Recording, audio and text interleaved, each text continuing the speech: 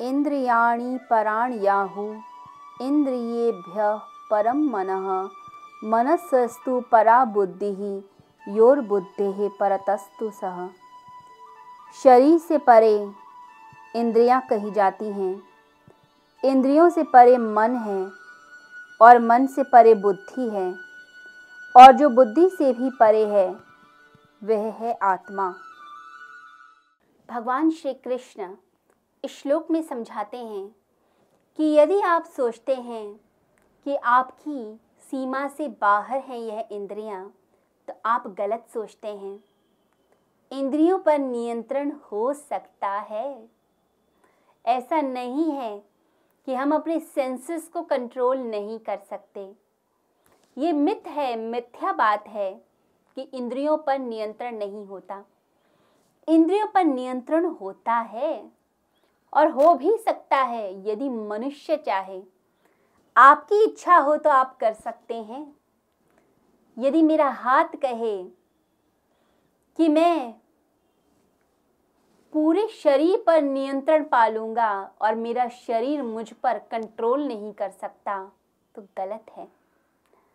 आपका शरीर हाथ पर नियंत्रण रखता है। आपकी आंखों पर नियंत्रण है, नासिका पर है। आंखें कहाँ देखें, हाथ कहाँ जाएं। एक हाथ इतना पावरफुल कभी नहीं होता कि पूरे शरीर को कंट्रोल कर ले। ये इंद्रियां इतनी पावरफुल नहीं होती कि यह हमारे मन को, बुद्धि को और हमें भी नियंत्रित कर लें। यदि हमने ही बागडोर दे रखी है तो बात ही अलग है। हम कंट्रोल कर सकते हैं। कमजोर हम नहीं, परंतु एक भ्रम पैदा हो जाता है कि हम कमजोर हैं। हम कमजोर बिल्कुल नहीं हैं। यह आत्मा बलवती है, ताकतवर है, ताकत है इसके अंदर। उस ताकत का प्रयोग कीजिए। जब तक आप अपनी ताकत का प्रयोग नहीं करेंगे तब तक सफलता कभी नहीं मिलेगी। अपने भीतर की शक्ति का उदय कीजिए। आप ना तो निर्बल हैं, ना कमजोर हैं, ना ही आप दयनीय हैं। आप में ताकत है। उस शक्ति को जगाइए।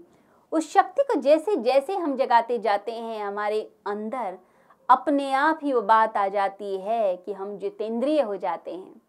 तो जितेंद्रिय मनुष्य हो सकता है। ये बिल्कुल ऐसे ही है जैसे किसी पेड़ को आप देखें तो छोटे छोटे पत्ते होते हैं। उन पत्तों को यदि देखें तो पत्ते अटैच होंगे छोटी सी ब्रांच से। ब्रांच अटैच होती है बड़ी ब्रांच से, और वह ब्रांच फिर जो मेन तना होता है उससे अटैच होती है, और जो तना है वह नीचे की जो जड़ें हैं, रूट्स हैं, उनसे अटैच होता है। तो पत्तों से ज़्यादा ताकत उस छोटी ब्रांच में होती है, छोटी ब्रांच से बड़ी ब्रांच में ज़्यादा ताकत, बड़ी ब्रांच से तने में ताकत, और तने से ज़्यादा ताकत रूट में। तो यदि एक पत्ता बोले कि मैं पूरे शरीर पर नियंत्रण कर लूँगा, तो यह झूठ है। ये पूरा जो वृक्ष है यह पत्ते पर नियंत्रण रखता है। ऐसे ही हम इंद्रियों पर नियंत्रण रख सकते हैं। ये इंद्रियां मन के द्वारा संचालित होती हैं, और मन बुद्धि के द्वारा, और बुद्धि आत्मा के प्रकाश से। तो शरीर पर जिसे कंट्रोल करना है, इंद्रियों पर, उसे अपने मन को सबल बनाना चाहिए। और जिसे बुद्धि का प्रयोग करना है वो मन पर कंट्रोल रखे, वह अपनी आत्मा से जुड़े। तो इंद्रियां कंट्रोल आती हैं मन के ऊपर, मन कंट्रोल में आता है बुद्धि के द्वारा, और बुद्धि कंट्रोल में आती है आत्मा के द्वारा। तो इंद्रियों पर जिसे कंट्रोल करना है उसे मन को शक्तिशाली बनाना है, बुद्धि को ताकतवर बनाना है, और आत्मा से ज़्यादा जुड़ना है।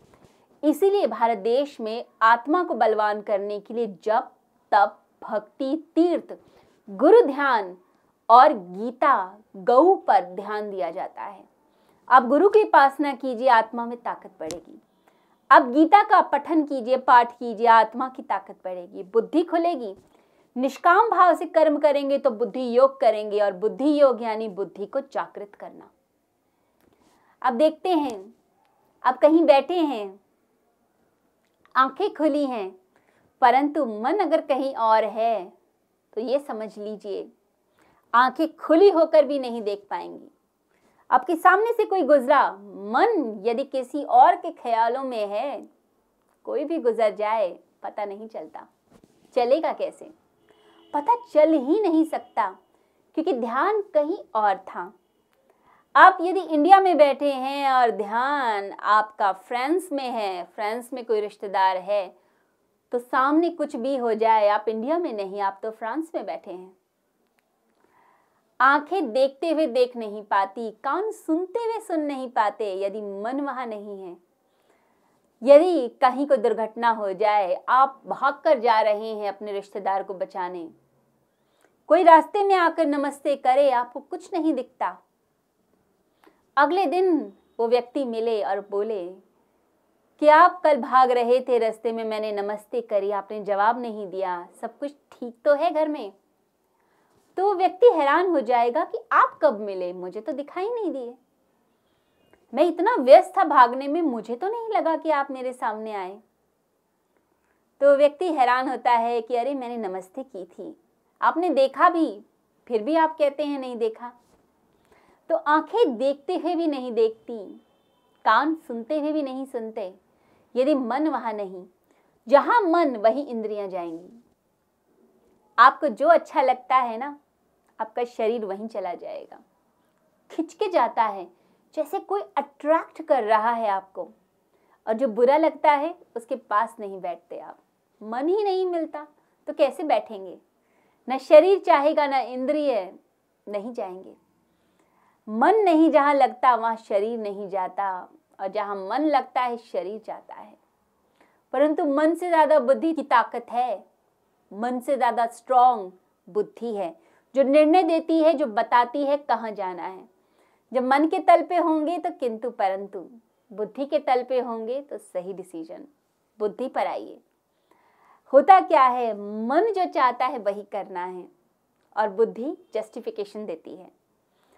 आपको जो खाना है अब वही खाएंगे, मन कर रहा है, तो बुद्धि से क्या लॉजिक देंगे? कभी कभी तो चलता है, कभी कभी गलत खा लेना चाहिए। हमने बुद्धि को जस्टिफिकेशन के लिए बना दिया, तर्क के लिए, कि बस तर्क दे दे, सहारा दे दे, जो मन मर्जी हो हम बस करते जाएं। मन की मर्जी के हिसाब से जिंदगी चल रही है। होना यह चाहिए, आध्यात्मिक व्यक्ति बुद्धि के अनुसार जिंदगी जीता है, ना कि मन के अनुसार, क्योंकि मन तो बदलेगा। कभी आज मन है आइसक्रीम का तो कल मन है चॉकलेट का, अगले दिन मन है किसी और चीज को खाने का। मन बदलता रहेगा। बचपन में जो चीज अच्छी लगती थी अब नहीं लगती, अब जो अच्छी लग रही है कोई जरूरी नहीं आगे लगेगी। मन बदलता रहता है। तो इसीलिए गीता कहती है कि शरीर से ज्यादा ताकत है मन में, और मन से ज्यादा ताकत बुद्धि में, और बुद्धि से भी ज्यादा ताकत है आत्मा में। आप देखते हैं कि जब आप सो रहे हैं, सो के जब उठते हैं, तो कौन कहता है कि नींद बड़ी अच्छी आई? हमारी बुद्धि कहती है। तो बुद्धि मन से ज्यादा ताकतवर।